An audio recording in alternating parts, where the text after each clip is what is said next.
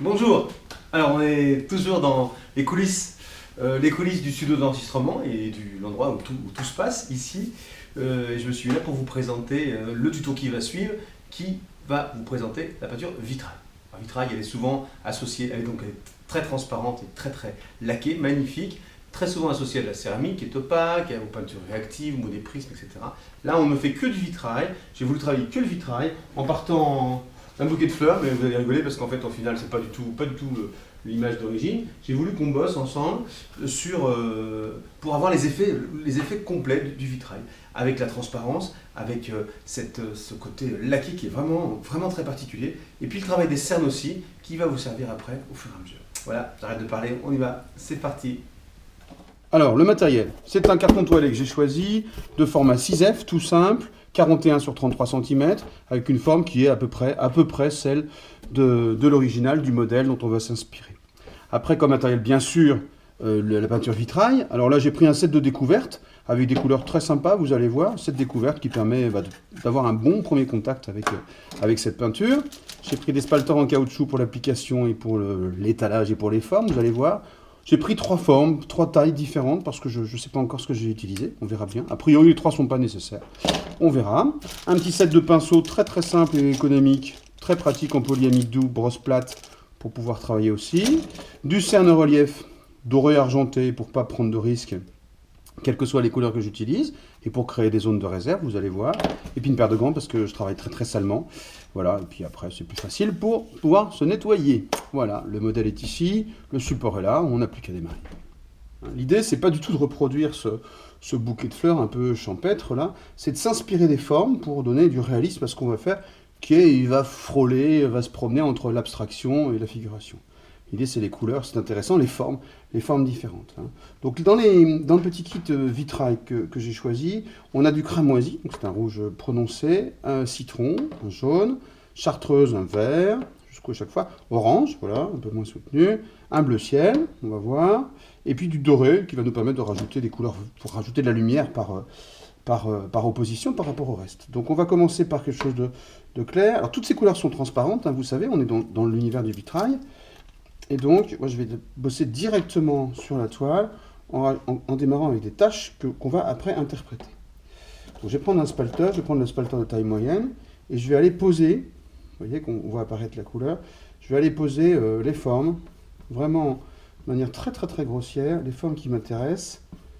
Voilà, ici peut-être un peu quelque chose qui va revenir comme ça. Voilà, on pose ça. Le spalter est intéressant parce que justement, il laisse des traces larges, mais pas de traces, voilà, il n'y a rien qui nous donne envie de dessiner quelque chose qui ressemble, voilà, c'est juste des formes, et ça, c'est très intéressant.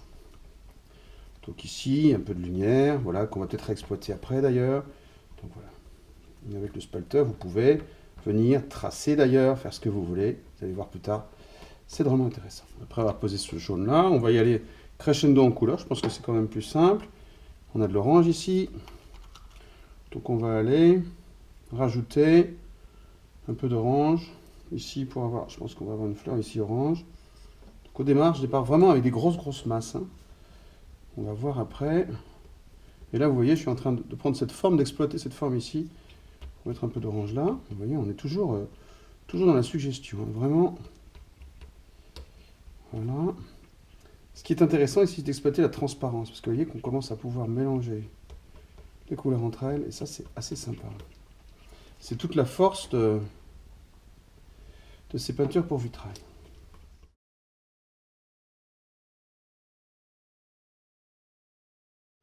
On est presque terminé avec le fond, parce que ce que je suis en train de faire, c'est un fond en fait, et on va venir dessus, vous allez voir, rajouter de la force. J'aimerais bien avoir le vert, la chartreuse, c'est ici. Il y a plein de feuillages quand même dans cette composition. Et là, de la même manière, on va aller voir ici. Voilà.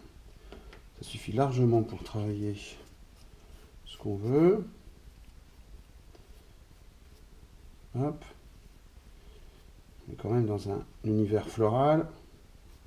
Il y a du vert. Tout ça en transparence. Il n'y a pas... Dans cet exercice-là, on travaille uniquement en transparence. Pour terminer le fond quand même, Je vais travailler avec le bleu, parce que j'avais un peu zappé, mais il y a un beau bleu sympa, toujours transparent bien sûr, hein, qui va permettre de rajouter et de travailler en opposition. Donc on va se mettre ici un peu de bleu, voilà, là, ici, et puis je pense qu'ici ça va être intéressant. Voilà, j'ai fait des taches, c'est pas très grave.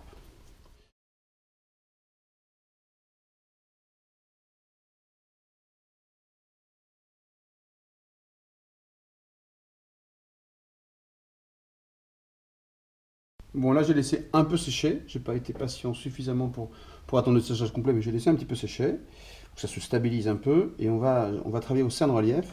On va aller dessiner ou suggérer les différentes fleurs. Donc, le cerne relief, vous l'ouvrez, vous percez ici. Vous remettez la cannule en place, bien sûr, parce que c'est elle qui va guider l'ensemble. Voilà. Et ensuite, on est prêt à dessiner directement en appuyant doucement avec le cerne.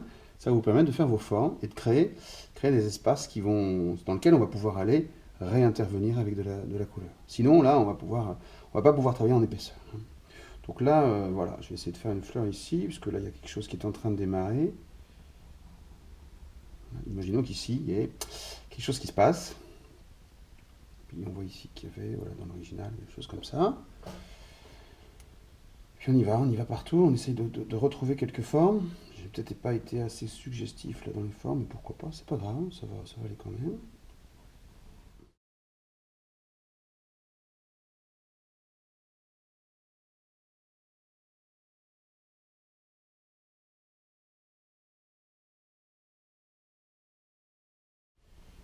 Après, il y a juste le hasard qui va vous aider à faire des belles choses, de plus ou moins belles choses, qui correspondent plus ou moins à ce que vous aviez en tête.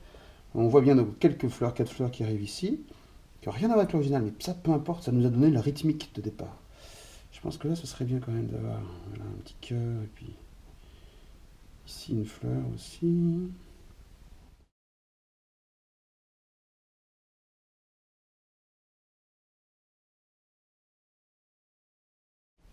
Alors on laisse sécher, normalement encore une fois jusqu'à ce que ce soit bien sec, c'est pas ce que j'ai fait, j'ai laissé juste un peu sécher pour que le cerne soit un peu plus pris, hein, voilà.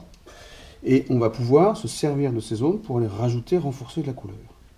Donc par exemple ici, je vais prendre l'orange qu'on avait utilisé là, et on va pouvoir aller ici par exemple, allons-y par là, je rajoute ici l'orange, et on est aidé par le cerne, prendre un petit spalteur, et on peut aller renforcer, voilà, en laissant la couleur aller mourir sur les côtés là, aller se cogner sur les côtés. On peut renforcer en intensité, et toujours avec de la transparence. Et vous allez voir que les traces de pinceau vont disparaître en séchant, donc ne vous inquiétez pas. Voilà. Donc ça permet, et petit à petit, la peinture va aller se cogner au cerne, permettre de créer des choses plus intenses quand même, parce que c'était un petit peu intense et transparent. C'est ça qui est intéressant. Je vais utiliser le cramoisi que j'ai pas encore utilisé là, qui est un rouge encore plus foncé. Et lui, il est fort là, voilà.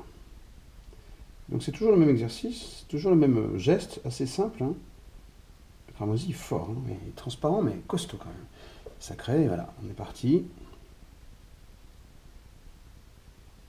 Là, c'est presque un jeu de, c'est pas du coloriage, on va voir après qu'on peut réintervenir, mais c'est un jeu de remplissage en fait. Et les cernes permettent de faire ce travail-là. Cramoisi est costaud, hein. Eh bien, on peut diluer toutes ces couleurs, mais j'ai pas prévu de le faire là dans cet exercice-là. Là, on est en prise de contact, on est en premier contact avec la peinture. Je suis passé à côté, tant pis, j'ai fait une tâche, c'est pas grave.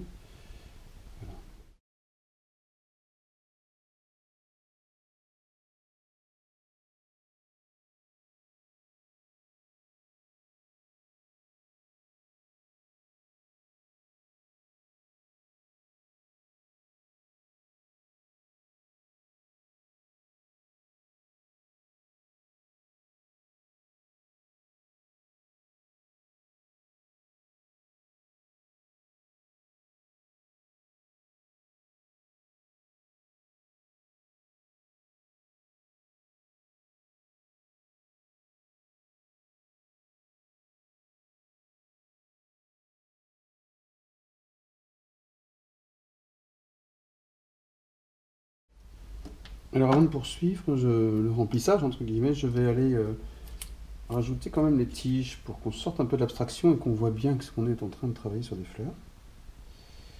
Je n'avais pas fait tout à l'heure, donc je vais faire ça. Voilà, je vais rajouter mes tiges approximatives. Hein.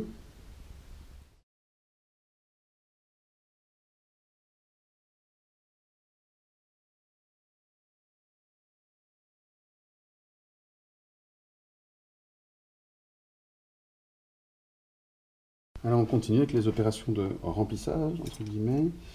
Je vais prendre un spalter, un pinceau un peu plus fin pour pouvoir être un peu plus précis. Pour pouvoir aller accentuer ici par exemple le jaune.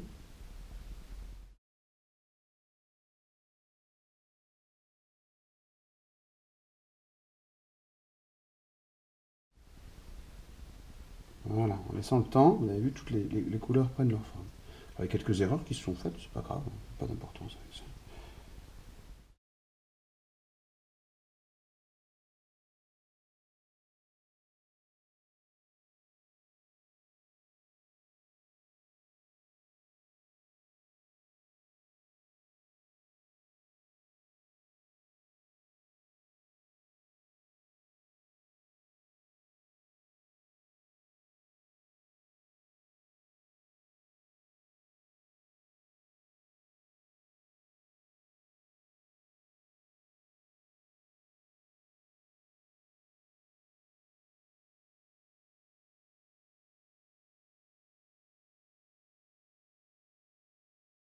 Alors j'ai fait quelques erreurs, vous l'avez vu, c'est pas très grave, c'est pas vraiment pas important. Si vous avez envie, avec un peu d'essence ou de white spirit, bah, vous pouvez aller diluer les erreurs entre guillemets. Sinon vous laissez la nature, le hasard faire, c'est pas très grave.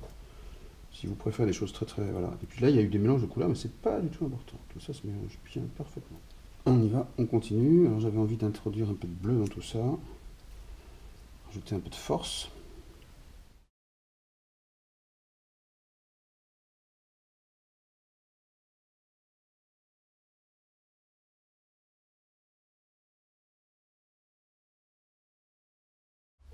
Voilà, en passant de bleu, qui est donc un bleu transparent, sur un fond jaune, bah, voilà, vous voyez bien qu'on va avoir des belles nuances qui vont se répartir avec le temps, et des nuances un peu verdâtres bien sûr, des bleus verdâtres, turquoise vert tirant sur le vert, ça va être intéressant. Voilà.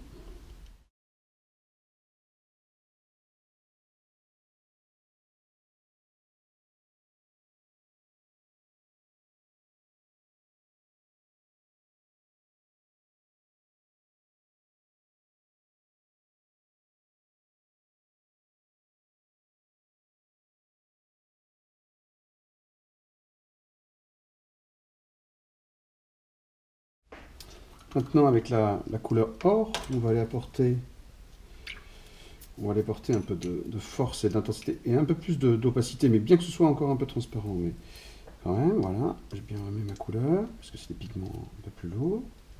On va aller renforcer ces zones qui sont pour l'instant un peu jaune pâle. Voilà, on va aller renforcer tout ça pour avoir un côté un plus art déco, intéressant dans ce genre de travail.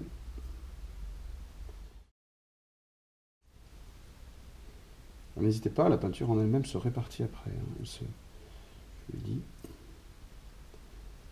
Elle se lisse un peu, elle s'auto-lisse, et elle fait des petits effets sympas en plus. Donc, n'hésitez pas.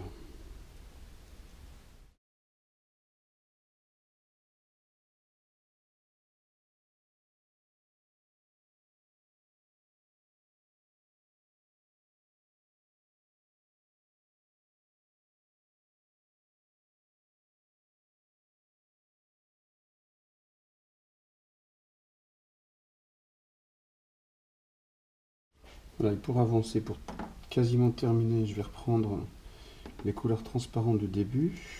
Je ne retrouve plus. Voilà, le citron. Pour aller combler les blancs maintenant. Ils n'ont pas été comblés par travaux sur les fleurs.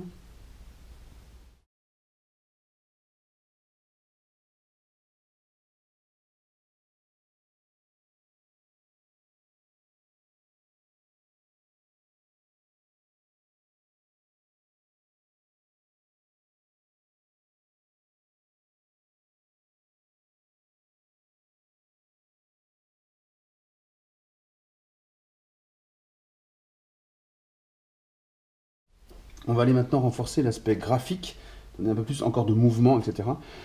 Avec un cerne, cette fois-ci j'ai pris le cerne argent, pour aller créer des formes un peu plus abstraites et qui vont venir enrichir l'ensemble et rajouter du fouillis à l'ensemble. Donc là vous faites les formes que vous voulez, ça peut être des cercles, hein, c'est souvent des cercles. Voilà. Et dans ces cercles, vous allez voir, on va aller animer.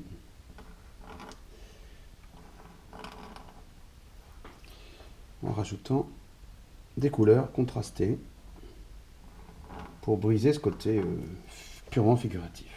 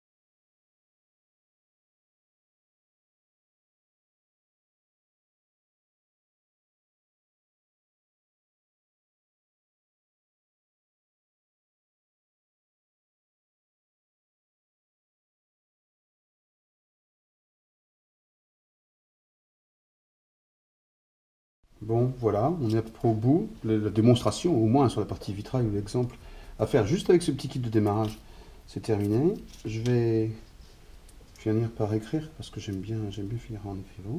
À la place de signer, je vais écrire. Vous pouvez signer bien sûr avec le CERN, c'est ça qui est intéressant.